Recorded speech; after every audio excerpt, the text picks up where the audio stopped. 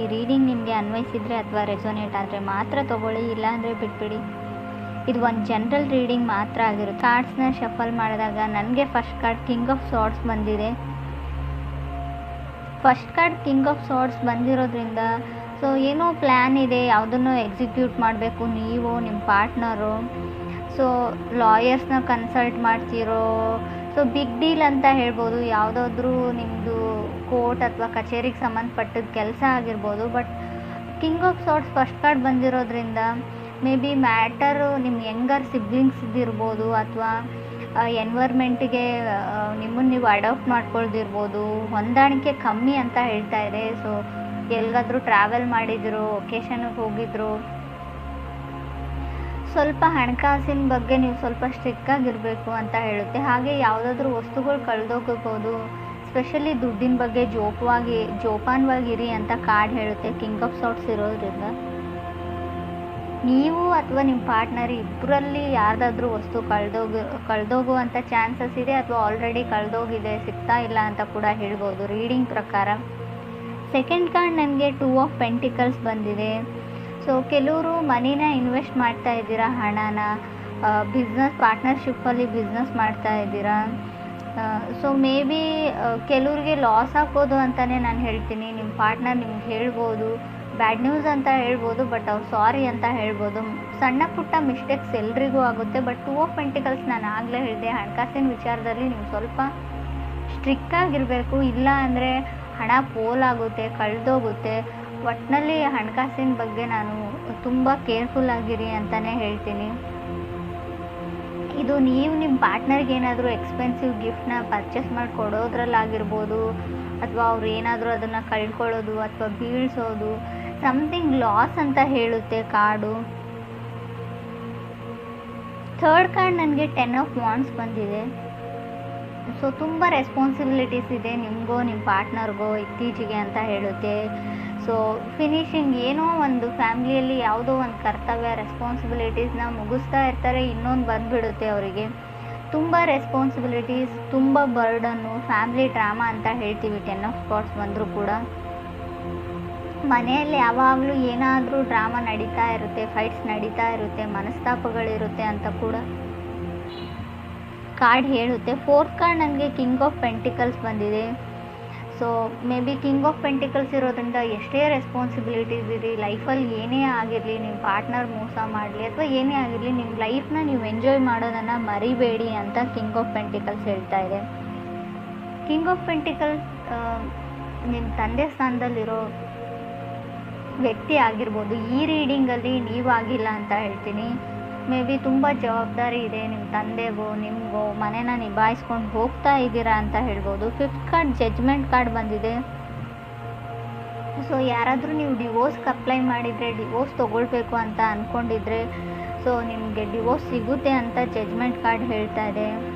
So ಏನಾದರೂ ಮಾಡಬೇಕು, time to take action ಅಂತ ಹೇಳುತ್ತೆ card judgement card. Do or die ಆಗಿರಲಿ, ಏನೇ ಆಗಿರಲಿ, ಎಷ್ಟೇ ರಿಸ್ಕ್ ಇರಲಿ,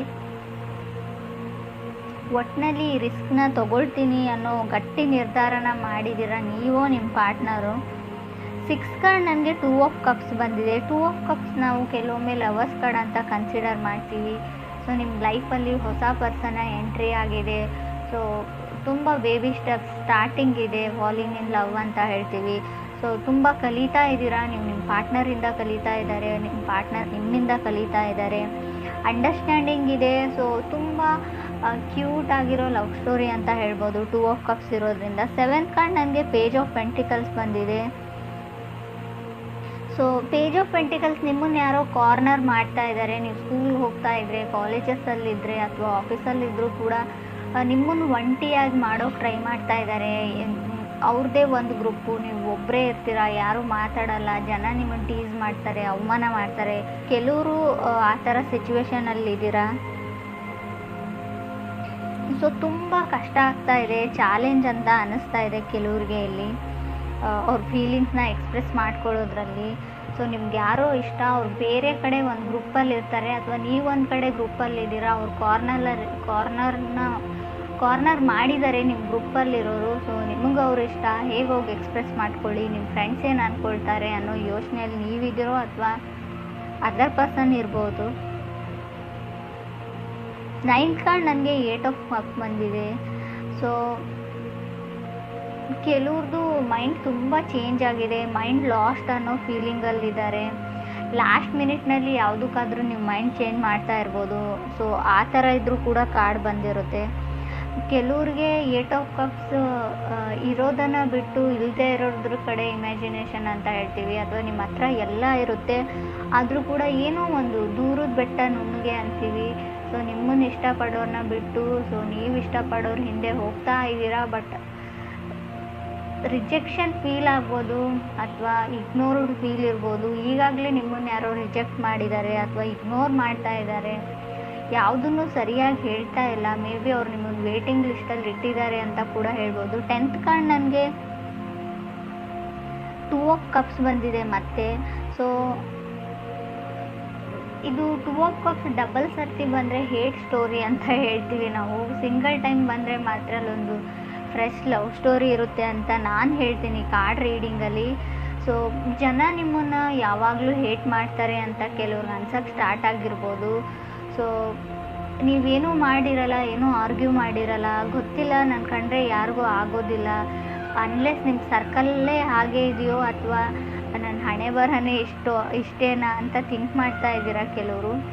ಸೊ ನಿಮ್ಮ ಸುತ್ತಮುತ್ತಲೂ ಇರೋ ಜನಗಳ ಪ್ರಾಬ್ಲಮ್ ಅಲ್ಲ. ಮೇ ಬಿ ಆಸ್ಟ್ರಾಲಜಿಕಲ್ ಚಾರ್ಟ್ ಪ್ರಕಾರ ಹೇಳೋದಾದರೆ ಯಾವಾಗಲೂ ತುಂಬ ಜನ ಅಡ್ಮೈರ್ ಮಾಡ್ತಾರೆ ಕೆಲವರು, ಬಟ್ ಕೆಲವ್ರಿಗೆ ಹೊಟ್ಟೆಗೆ ಜಾಸ್ತಿ ಅಂತ ಹೇಳ್ಬೋದು ನಿಮ್ಮ ಮೇಲೆ. 11th ಕಾರ್ಡ್ ನನಗೆ 8 ಆಫ್ ಸಾರ್ಟ್ಸ್ ಬಂದಿದೆ. 8 ಆಫ್ ಸಾರ್ಟ್ಸ್ ಇರೋದ್ರಿಂದ ಸೊ ಗೋಯಿಂಗ್ ವಿತ್ ಕರ್ಮ ಅಂತ ಹೇಳ್ತೀವಿ ಇದಕ್ಕೆ ನಾವು. ಸೊ ಏನು ಡಿಸೈಡ್ ಆಗಿರುತ್ತೆ ಅದೇ ನಡೆಯುತ್ತೆ, ತುಂಬ ಯೋಚನೆ ಮಾಡಬೇಡಿ. ಸೊ ಏನೇ ಒಂದು ಕೆಲಸ ಇರಲಿ ಆನ್ ಟೈಮಲ್ಲಿ ಫಿನಿಷ್ ಮಾಡೋಕ್ಕೆ ಟ್ರೈ ಮಾಡಿ. ತುಂಬ ಇನ್ಫ್ಯಾಕ್ಚುಯೇಷನ್ನಲ್ಲಿ ಸೊ ಓದೋದನ್ನ ಹಾಳು ಮಾಡ್ಕೊಳ್ತಾ ಇದ್ದೀರಾ ಕೆಲವರು. ಸೊ ಏನು ಕೆಲಸದ ಕಡೆ ಗಮನ ಕೊಡೋಕ್ಕಾಗ್ತಾ ಇಲ್ಲ ಕೆಲವ್ರಿಗೆ. ಯಾರ ಮೇಲೂ ಹೆವಿ ಲವ್ ಆಗಿದೆ, ನಿಮಗೆ ಅದರ್ ಪರ್ಸನ್ ಮೇಲೆ ಆಗಿದೆಯೋ ಅದರ್ ಪರ್ಸನ್ಗೆ ನಿಮ್ಮ ಮೇಲೆ ಆಗಿದೆಯೋ, ಯಾವಾಗಲೂ ಅವ್ರ ಬಗ್ಗೆನೇ ಯೋಚನೆ ಮಾಡ್ತೀರಾ ನೀವು. ನಿದ್ದೆ ಕೂಡ ಸರಿಯಾಗಿ ಮಾಡ್ತಾ ಇಲ್ಲ ಅಂತ ಕಾರ್ಡ್ ಹೇಳ್ತಾ ಇದೆ. ಅಥವಾ ನಿಮಗೆ ಯಾವುದಾದ್ರೂ ಗ್ಯಾಸ್ ಪ್ರಾಬ್ಲಮ್ ಇರ್ಬೋದು, ಗ್ಯಾಸ್ಟ್ರಿಕ್ ಪ್ರಾಬ್ಲಮ್. ಸೊ ಕೆಲವರು ಇತ್ತೀಚೆಗೆ ಯೋಗ ಪ್ರಾಕ್ಟೀಸ್ ಮಾಡ್ತಾ ಇದ್ದೀರಾ ಅಂತ ಕೂಡ ನನಗೆ ಅನ್ನಿಸ್ತಾ ಇದೆ.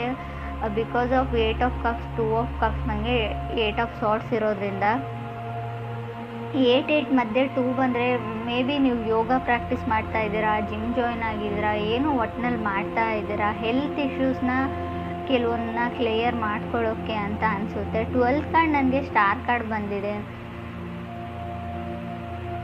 12th ಸ್ಟಾರ್ ಕಾರ್ಡ್ ಬಂದರೆ ಹೋಪ್ ಇದೆ ಅಂತ ಹೇಳ್ಬೋದು. ನೀವು ಯಾವುದಕ್ಕಾದ್ರೂ ವೇಟ್ ಮಾಡ್ತಾ ಇದ್ದರೆ ಖಂಡಿತ ಹೋಪ್ನ ಇಟ್ಕೊಳ್ಬೋದು. ಅದಾಗುತ್ತೋ ಇಲ್ವೋ ಅಂತ ಹೇಳೋದಾದರೆ ಹೋಪ್ ಹೇಳ್ತೀನಿ ನಾನು.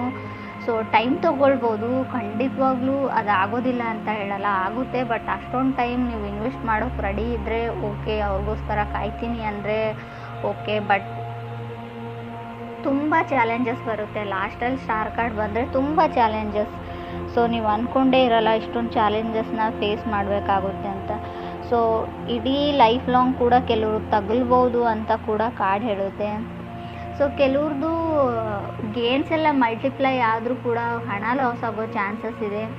ಸೊ ಕೆಲವರು ಫೀಲ್ ಗುಡ್ಡಲ್ಲಿ ಇದ್ದೀರಾ ಅಂತ ಹೇಳ್ಬೋದು. But king of sorts first card ಆಗಿರೋದ್ರಿಂದ ನಾನು ಆಗಲೇ ಹೇಳಿದೆ 10 ಆಫ್ ವಾಂಡ್ಸ್ ಕೂಡ ಇದೆ ನಿಮಗೆ ಕಾರ್ಡು.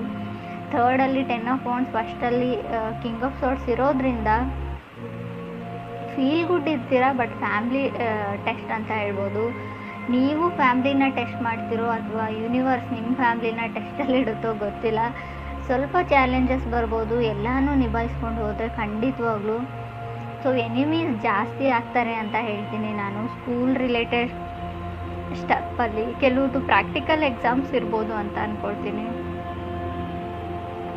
ಕೆಲವರು ಕ್ರೇಜಿ ಇನ್ ಲವ್ವಲ್ಲಿ ಇದ್ದೀರಾ ಅಂತ ಹೇಳ್ಬೋದು. ಸೊ ಕೆಲವ್ರಿಗೆ ನೋಬಡಿ ಕ್ರಾಸ್ ಮೀ ಅನ್ನೋ ಲೆವೆಲಲ್ಲಿ ಇದ್ದೀರಾ. ಕಿಂಗ್ ಆಫ್ ಸಾರ್ಟ್ಸ್ ಅಂದರೆ ಒಂದು ಈಗೋ ಇರುತ್ತೆ, ಸಣ್ಣ ಮಟ್ಟದ ಈಗೋ. ನನಗೆಲ್ಲ ಗೊತ್ತು, ನನ್ನನ್ನು ಯಾರೂ ಕ್ರಾಸ್ ಮಾಡಿ ಹೋಗೋಕ್ಕಾಗಲ್ಲ, ನನ್ನ ಕಡೆ ಯಾರೂ ಬೆರಳು ಮಾಡಿ ತೋರಿಸಲ್ಲ. ನಾನು ಆಗಲೇ ಹೇಳಿದೆ, ಕಾರ್ನರ್ ಮಾಡ್ತಾ ಇದ್ದಾರೆ. ನೀವು ಯಾರನ್ನಾದ್ರೂ ಕಾರ್ನರ್ ಮಾಡ್ತಾಯಿದ್ದೀರೋ, ನಿಮ್ಮನ್ನು ಯಾರಾದರೂ ಕಾರ್ನರ್ ಮಾಡ್ತಾಯಿದ್ರು, ಯಾವುದಕ್ಕೂ ಹುಷಾರಾಗಿರಿ. ಸೊ ಸೊ ಎನಿಮೀಸ್ ಜಾಸ್ತಿ ಆಗ್ತಾರೆ. ಸೊ ನಿಮ್ಮ ಫೀಲಿಂಗ್ಸ್ನ ಕಂಟ್ರೋಲ್ ಮಾಡ್ಕೊಳ್ಳಿ. ಕೋಪ ಬಂತು ಅಂತ ಅದನ್ನು ಯಾರ ಮೇಲೂ ತೋರಿಸ್ಬೇಡಿ, ಕಂಟ್ರೋಲ್ಡ್ ಆಗಿರಿ.